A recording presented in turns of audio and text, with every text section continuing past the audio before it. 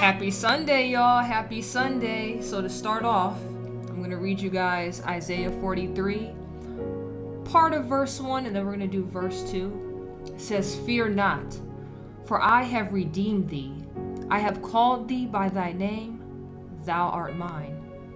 When thou passest through the waters, I will be with thee. And through the rivers, they shall not overflow thee. When thou walkest through the fire, thou shalt not be burned, neither shall the flame kindle upon thee." Whew. That was beautiful. That was beautiful, y'all. Happy Sunday. Happy Sunday. And welcome to our second episode of Church Sundays. I hope you guys like it.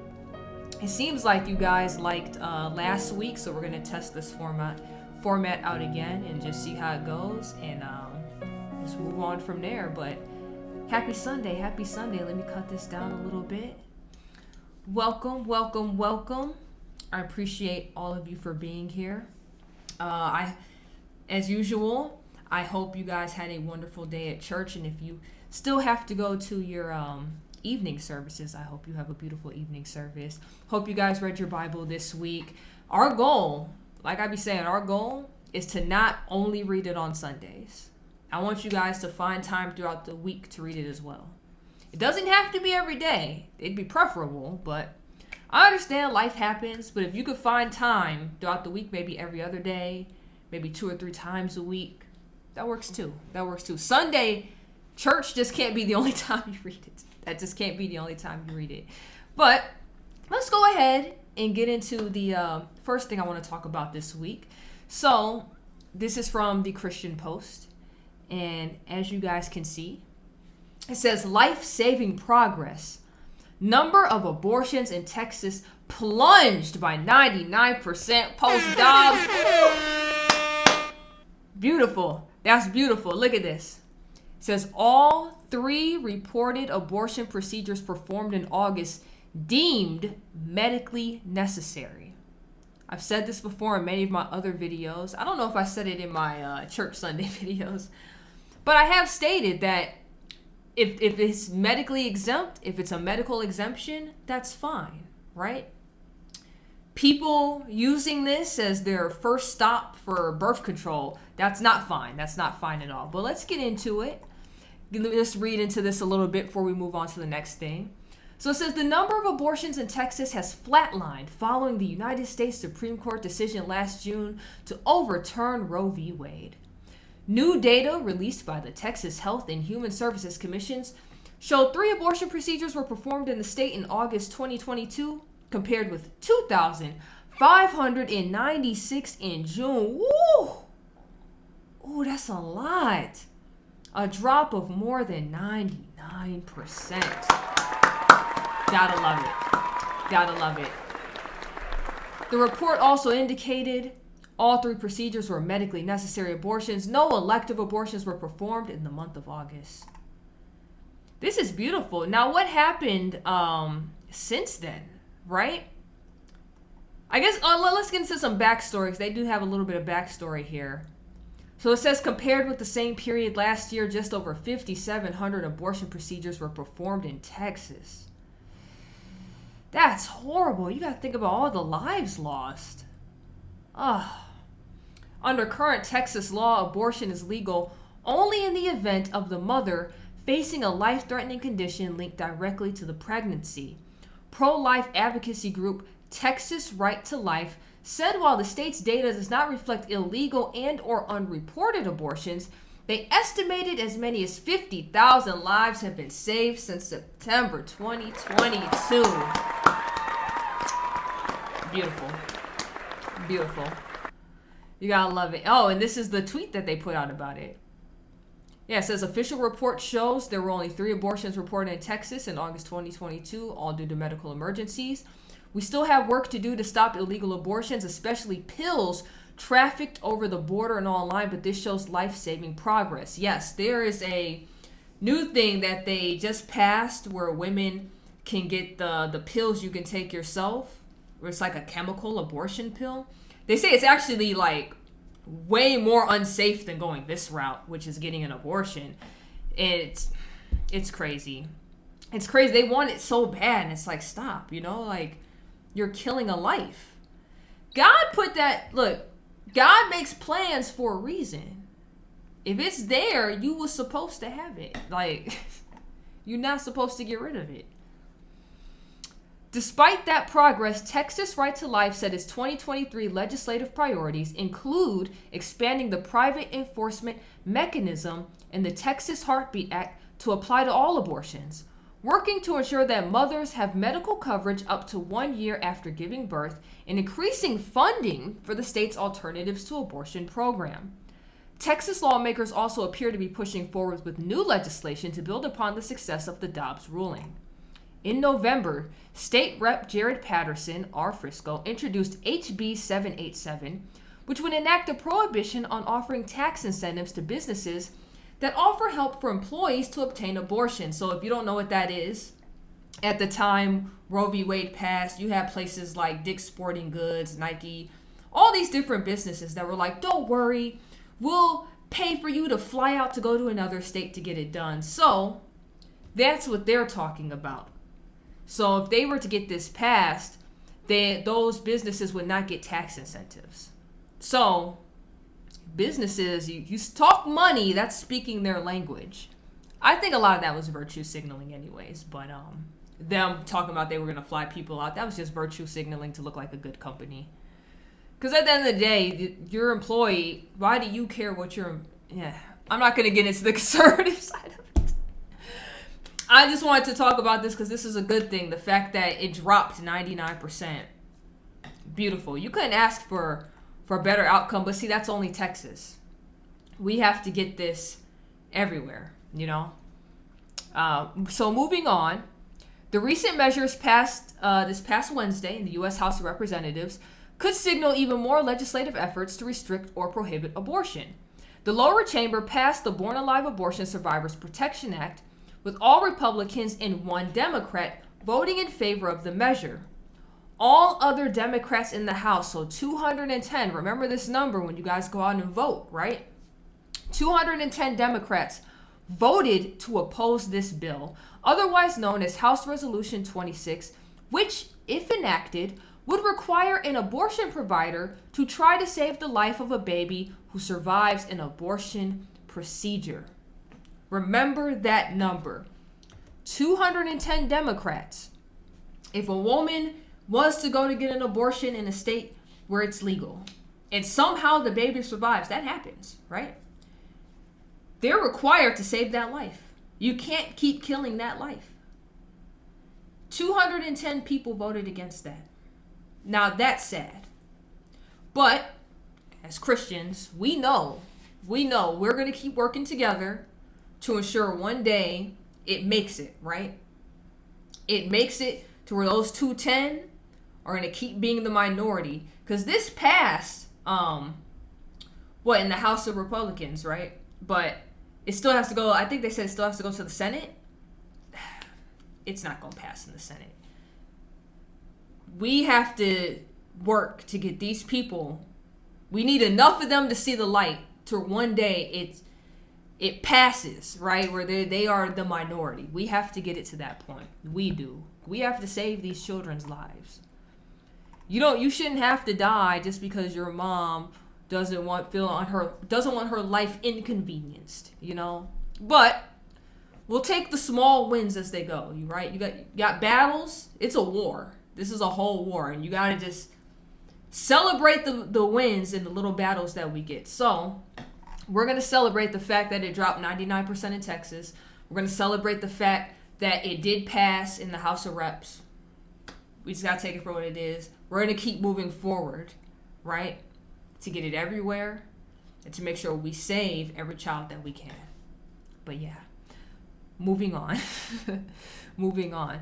This is actually a nice little feel-good piece as well. So if you guys remember way back in the 90s, there was an R&B singer. His name was Montell Jordan. So you may remember him from the hit song, This Is How We Do It. We're like, this is how we do it. It's Church Sundays. I can't really be singing that today. Church Sundays, But that's where he's from. He's known for that hit single. He had other songs after that, but that's what he's most known for. But as you can see, he's a pastor now. And he says God can change and transform people. So this is from ChristianHeadlines.com.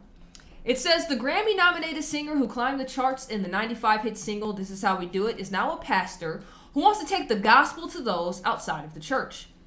Montell Jordan received a Grammy nomination in the 90s for This Is How We Do It, which spent 29 weeks on the Billboard Hot 100 chart, including 7 weeks at number 1. Today, though, the 54-year-old Jordan and his wife, Kristen, are founding lead pastors of Masterpiece Church in Decula, Georgia, which streams its services. The church's mission is to see people come to accept Jesus Christ as Lord and Savior, to see marriages and families restored through the power of God, and to equip people to become disciples of Christ.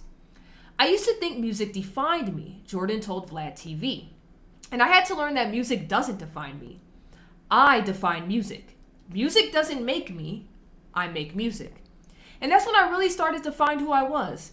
Not based on other people telling me who I am, but based on God being the one who tells me who I am. My identity being in Him. My identity not being in my blackness. My identity not being in my accolades or my fame or my notoriety, but my identity being a son of God. Jordan and his wife co-authored the 2017 book, This Is How We Do It, Making Your Marriage a Masterpiece, which details how God saved their marriage. Today, they conduct marriage ministry to couples facing a crisis. God restored us, and we have one of the most powerful marriages. His goal in telling his life story is that somebody that doesn't know Jesus, that doesn't know God, that they'll see this, and they'll be like, I want to know what Montell knows about that. God can change and transform a man's heart. Preach. Preach. Tell it, Montell. Tell it. Jordan still tours as part of the I Love the 90s tour, singing in arenas. Well, let's keep it going. Singing in arenas, he said, gives him the chance to spread the message of Christ. Okay. All right, I see why he's still there now. The touring allows me access into the world of people who may have been lost like I was. I became a pastor to the artists I'm out on the road with. I get to go into places that are outside of the church. That's actually pretty smart if you think about it. So, how many people when you go to these concerts are going to say they're Christian in the audience, right? Now, he's older, so the older crowd might be more religious than like if somebody from my generation and under went. But still, you sing a hit song that they know, and then when you're done, you'd be like, hey, y'all, let me tell you about Christ real quick. I mean, they have no choice but to listen. They're not going to leave. It's not like he's the headliner. They're not going to leave if he starts preaching the gospel. They spend too much money on that ticket. It's kind of smart. And then, like he said, the artist that he's with, he's now pastoring to them while they're on the road together. Yeah, that's kind of smart. Because who knows? He's planting those seeds. Who knows who's going to pick that up in the audience? The next thing you know, they're picking up a Bible. And now they're like, let me just go to a church and see what this is all about. Or let me stream the services from his church. It's actually pretty wonderful. Jordan and his wife have 4 children. He and Christina are fans of the hit Bible-based television series, The Chosen, and attended last year's Atlanta premiere of The Chosen film. We watch it together and we discuss it. We love the way the Bible comes alive through the different characters. That's beautiful. I personally haven't seen Chosen. I've heard a lot of mixed reviews on it, so I'm not really sure if I should be watching it or not. But then again, it's media. I think I said this in another video. Media, no matter what, you can have the source material in front of you and they will still figure out how to botch it and mess it up somehow, even if it's just a little bit. But I might give it a chance. I might check it out at some point. If you've actually seen The Chosen, let me know what you think of it in the comment section down below. And with that said, we are on our last thing of the day. It's actually going to be a video. It's from Grace Digital Clips, and it's titled, Why Fasting Attracts God. And then it says, one thing that you must never do in a fast. That actually sounds pretty interesting, but let's go ahead and get into it and see what they have to say. God created the human body as a finely tuned physical engine of enormous power, but it requires fuel to keep operating. So why would anyone choose to go hungry? The world calls not eating dieting, and usually does it to lose weight or for health reasons. But some go without eating for spiritual reasons. This is referred to in the Bible as fasting. A fast is typically held for a set period of time in order to achieve a spiritual goal. Jesus said to his disciples, "When you fast," Matthew 6:16-18, "When you fast, do not look somber as the hypocrites do, for they disfigure their faces to show others they are fasting. Truly I tell you, they have received their reward in full." 17. "But when you fast, put oil on your head and wash your face." 18. "So that it will not be obvious to others that you are fasting, but only to your Father who is unseen, and your Father who sees what is done in secret will reward you." When you give up food, both enjoyable and necessary, you draw God's attention. Even back then, Jesus warned us not to flaunt our fasting. Jesus warned his disciples not to fast for public acclaim. The fact that he says, "whenever you fast," indicates that he regards fasting as a legitimate spiritual discipline. To fast is to temporarily abstain from a bodily craving, usually food, for the sake of a spiritual need. Question, just real question, because you guys know I'm only 5 months now in my journey. Every morning when I wake up, I'll drink coffee. Like, I'll get coffee or sometimes water if I don't want to do coffee, but usually coffee 9 times out of 10.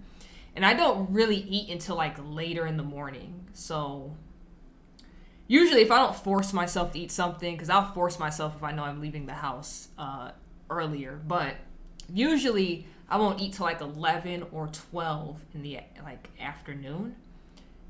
Is that considered like a morning fast? Or is it not considered that because I'm drinking coffee or water or whatever? Please let me know in the comment section down below. Okay, back to the video. Instead of eating, you devote yourself to secret prayer, seeking God's intervention in the kingdom. If you've never fasted before, the thought of going without food for any length of time is probably frightening. Others have different concerns, such as, can I hold out? They don't want to embark on a journey they won't be able to complete. Others are concerned about how their friends will perceive them if they fast. The answer is simple. You don't fast to impress your friends, and you usually don't even tell them. As previously stated, Jesus said, "When you fast, anoint your head and wash your face, so that you do not appear to men to be fasting, but to your Father who is in the secret place, and your Father who sees in secret will reward you openly." Matthew 6:17-18. Jesus was reminding us not to make an outward show of our religious dedication to God. Fasting, on the other hand, is a private commitment between you and God. You can fast privately and not tell anyone. Other times you will participate in a public fast, such as with your church or another individual. Fasting is a biblical discipline that can help anyone improve their spiritual fitness and become a prayer warrior for God. Some believe that Christians do not require discipline. However, we build our strength through spiritual exercises. We must remember that we are Christ's soldiers. A good soldier is well versed in a variety of disciplines. Fasting is just one of a Christian's many disciplines. Fasting, like climbing a mountain, is both spiritually and physically demanding. Set out on this adventure with a clear understanding of what you're doing and the knowledge that the road ahead may be difficult, but the benefits will be well worth it. Start small if this is your first fast. God will honor your first step of faith, which may appear small to others but be a giant one for you. God is also concerned about your heart's response during a fast. Your attitude is a very serious part of your fast. Just like when a man proposes to a woman, It is not the length of his proposal that gets a yes, but his heart. So when you start fasting, don't worry about how long your fast should last. Just make sure your relationship with God is in good working order. God is aware of everything. He understands and values the sincerity of your prayers over and above their length. So, if you've never fasted before, start with a one-meal skip fast. In the Old Testament, Jews were required to fast for one day on Yom Kippur every year. A day began at sundown and ended at sundown the following day, according to the Jewish calendar. God taught the Jews how to count their days. So the evening and the morning were the first day. Genesis 1:5. Plan to start your fast when the sun goes down, or perhaps a little before the sun goes down. This means you are going to do without the normal evening meal, then skip breakfast and lunch the following day. After the sun went down, most Jews broke their fast by eating a normal meal. If you're fasting for a specific answer to prayer, invite someone else to pray and fast with you. There's strength in numbers. Jesus said, Matthew 18:18-19, "Truly I tell you, whatever you bind on earth will be bound in heaven, and whatever you loose on earth will be loosed in heaven. Again, truly I tell you, that if two of you on earth agree about anything they ask for, it will be done for them by my Father in heaven." These verses are not just about prayer. They are also about the commitment we make in agreement with someone else. Purposeful fasting. When you're getting ready to fast, look deep within your heart to find out why you're fasting. Make a list of your cause. Put it down on paper so you can see it with your own eyes.